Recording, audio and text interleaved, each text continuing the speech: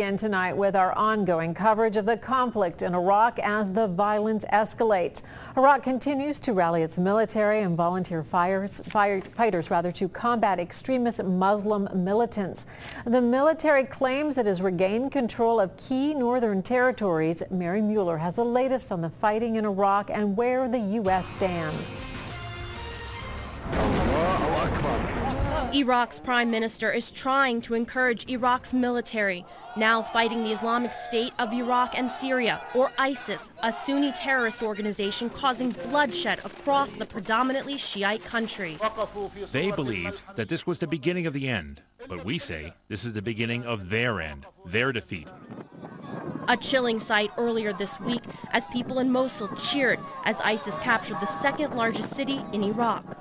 ISIS is considered very violent and has secured an arsenal of weapons.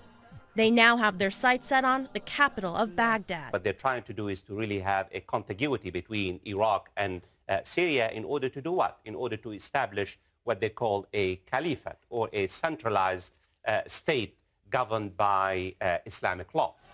ISIS's rapid advance alarms the United States. Defense Secretary Chuck Hagel ordered an aircraft carrier to the region in case U.S. military is needed to protect Americans or U.S. interests.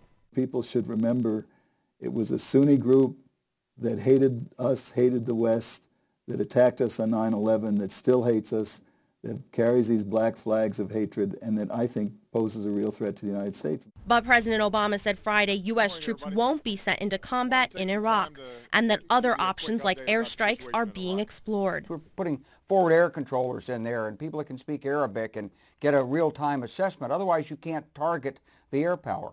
So far, ISIS has seized control of several cities in Syria and Iraq, and their reign of terror shows no signs of stopping. I'm Mary Mueller reporting.